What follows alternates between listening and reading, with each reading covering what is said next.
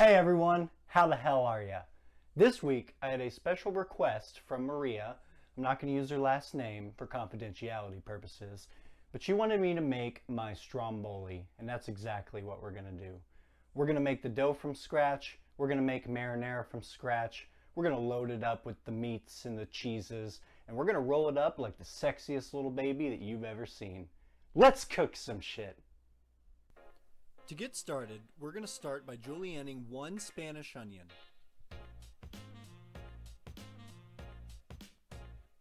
Then we're going to move on to our two bell peppers and give them the julienne cut as well. You can use whatever color you'd like.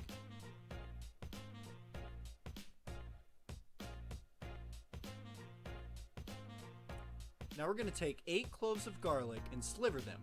This is for our marinara sauce.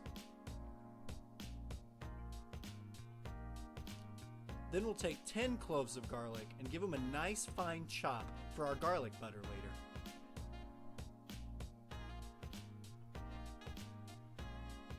Moving on over to our Italian parsley, we're going to take one bunch and give it a nice fine chop, also for the garlic butter.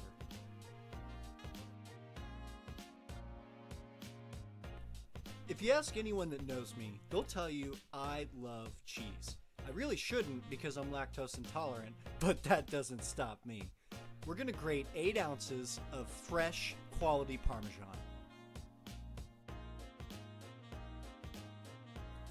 Before we worry about making the dough, we're going to go ahead and get the hot stuff out of the way so it has time to cool.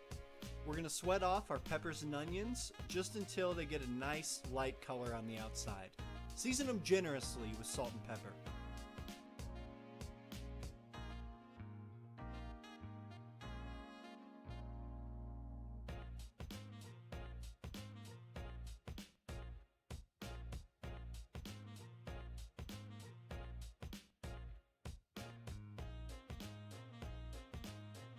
In the same pan over medium heat, we're going to add a 1/4 cup of extra virgin olive oil for our marinara sauce.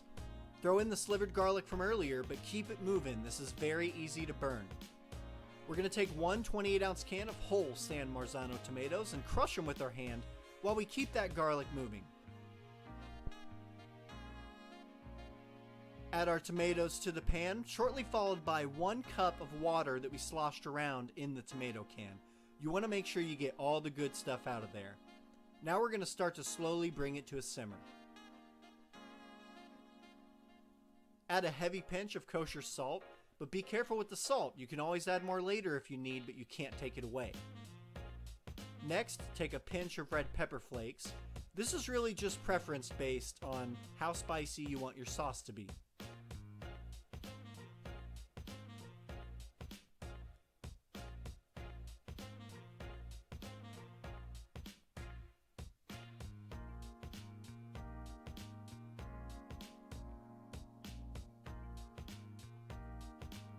We're going to add in 3 sprigs of fresh basil and submerge them in the sauce. We're going to let this sauce reduce over medium heat for about 20 to 25 minutes, or until it's thickened. After 25 minutes, this is what it should look like. We're going to reach in and remove the basil from earlier.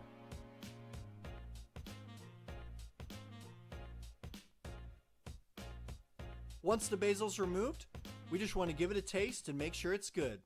How's it taste, Maddie? To make our dough, we're going to take 1 packet of active dry yeast, add a tablespoon of sugar, and 1 1/4 cups of warm water. Give it a good mix, cover it in plastic, and let it rest until bubbly, 5 to 10 minutes. With our bowl now in our stand mixer, we're going to take 3 tablespoons of extra virgin olive oil and mix it up just a bit. Add 3 cups of sifted all-purpose flour, 2 teaspoons of iodized salt,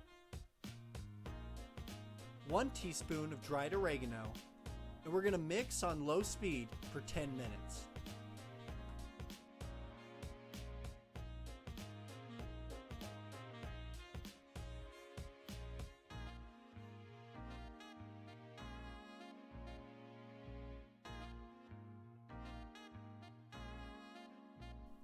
After 10 minutes, this is what your dough should look like. It's not time to roll this baby out yet. We need to lightly oil a bowl. Remove our dough from the mixing bowl to the lightly oiled bowl.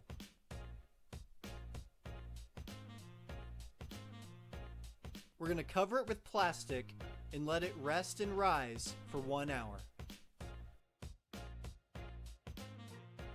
After the dough is risen, it's time to roll that baby out. You'll want to flour your surface, cut your dough into 2 portions, and just try to get a round-ish shape. Don't worry too much about it, I clearly didn't.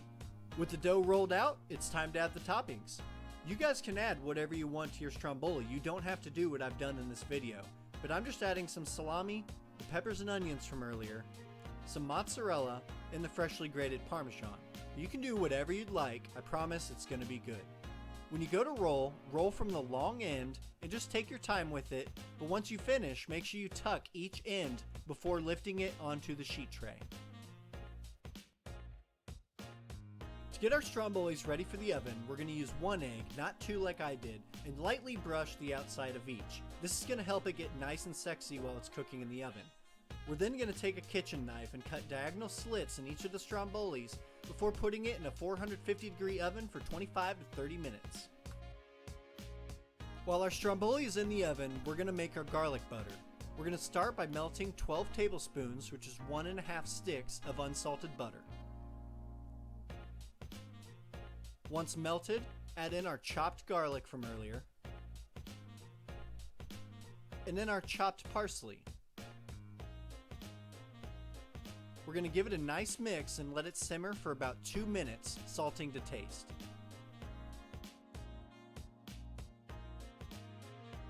After 25 to 30 minutes, this is what your stromboli should look like. We're going to take our garlic butter and spoon it heavily over the top of each, and then take our brush and divide it evenly, before cutting it into portions and serving it up. Damn, that's sexy.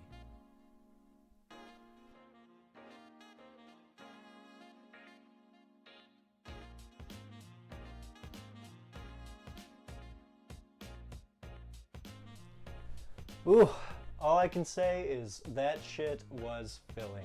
Hope you guys are hungry. Don't forget to subscribe to my channel for future videos, and we'll see you guys next time.